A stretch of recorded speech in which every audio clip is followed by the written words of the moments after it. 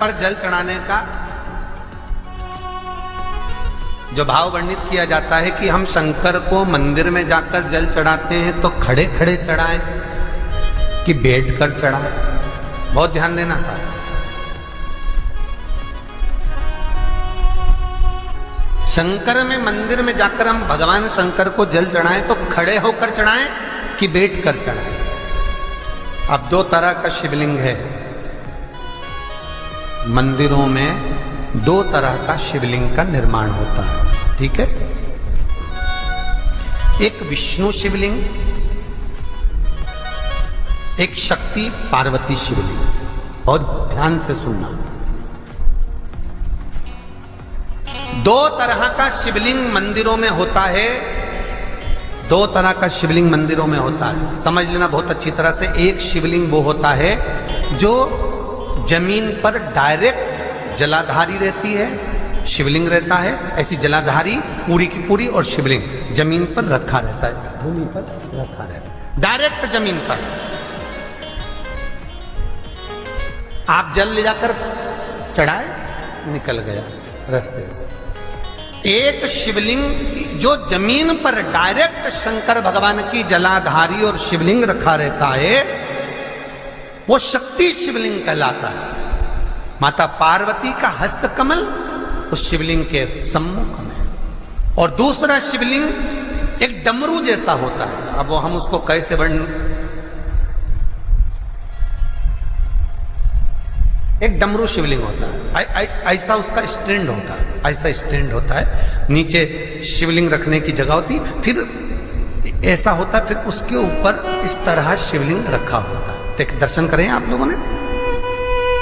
अब फिर इसके ऊपर शंकर भगवान का शिवलिंग रखा होता है, ठीक है। इस तरह का जो शिवलिंग होता है, एक डायरेक्ट नीचे रखा हुआ शिवलिंग और एक भगवान जो नीचे डमरू जैसी आकृति होती है, इस पे जो डमरू जैसा जो भाग बना होता है, ये भगवान विष्णु का हस्तकमल है, और ऊपर का जो भाग है वो भगवान ब्रह्मा का हस्तकमल है। इसको विष्णु शिवलिंग कहते हैं।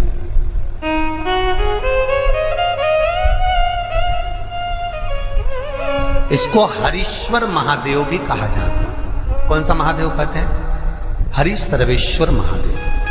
हरीश्वर महादेव भी कहते हैं, हरि सर्वेश्वर भी कहते हैं। तो डमरू जैसा जो शिवलिंग का निर्माण हुआ है मंदिर में, अगर शिवलिंग ऊंचा है, शिवलिंग थोड़ी सी हाइट पर है, ऊंचाई पर है, और डमरू जैसा भाग फिर उसके ऊपर जलाधारी के बाद शिवलिंग निर्माण किया गया है, तो वो विष्णु शिवलिंग कहलाएगा, वो हरीश्वर शिवलिंग कहलाएगा, वो हरिवंश शिवलिंग कहलाएगा, हरीश्वर कहलाएगा।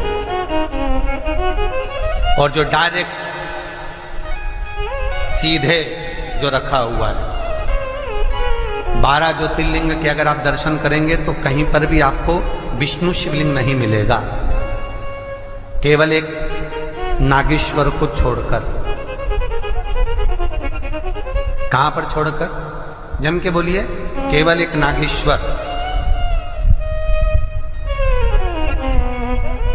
नागेश्वर को छोड़कर बाकी के जितने 12 ज्योतिर्लिंग में शिवलिंग के दर्शन करोगे, सब शक्ति शिवलिंग मिलेंगे, सब जमीन पर। आप जितने भी देखेंगे, काशी का देखेंगे, महाकालेश्वर देखेंगे, तो डायरेक्ट जमीन पर जलाधारी बनी है महाकाल बाबा की, डायरेक्ट जमीन पर बनी है, कोई ऊंचाई नहीं है, डायरेक्ट जमीन पर फिर शिवलिंग है। ओमकारेश्वर देख लीजिए, ममलेश्वर देख लीजिए, आप चाहें तो विश्वनाथ देख लीजिए, डायरेक्ट जमीन पर। सोमनाथ देख लीजिए, डायरेक्ट जमीन पर। केदारेश्वर देख लीजिए, डायरेक्ट जमीन पर। भीमाशंकर, वैद्यनाथ, डायरेक्ट। आप वैद्यनाथ जी के लाइव प्रसारण कभी चालू कर देखना, डायरेक्ट जमीन पर, डायरेक्ट।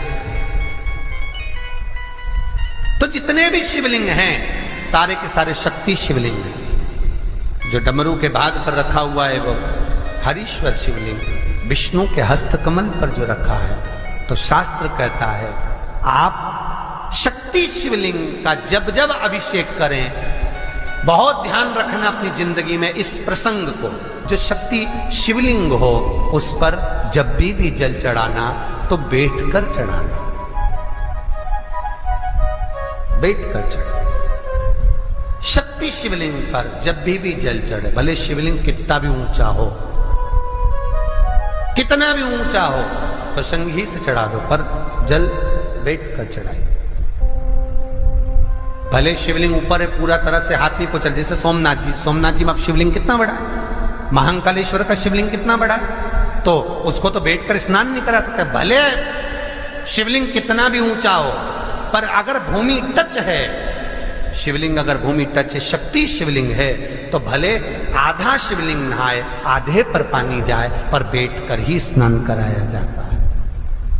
और महाराज यदि हरीश्वर शिवलिंग है, अर्थात भगवान विष्णु के हस्त कमल पर, ब्रह्मा के हस्त कमल पर यदि शिवलिंग है, तो वो शिवलिंग का जब भी स्नान कराएंगे, अभिषेक कराएंगे, पूजन कराएंगे, तो खड़े होकर ही करना है। और खड़े होने का भी तरीका होता है, दोनों चरण बराबर में रखकर कभी भी शंकर भगवान के शिवलिंग का स्नान नहीं कराया जाता।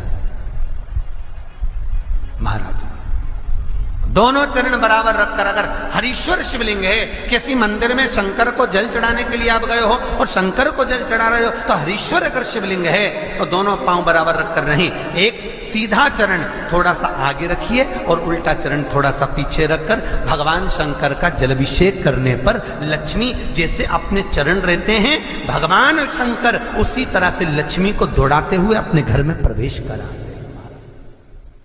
लक्ष्मी भाग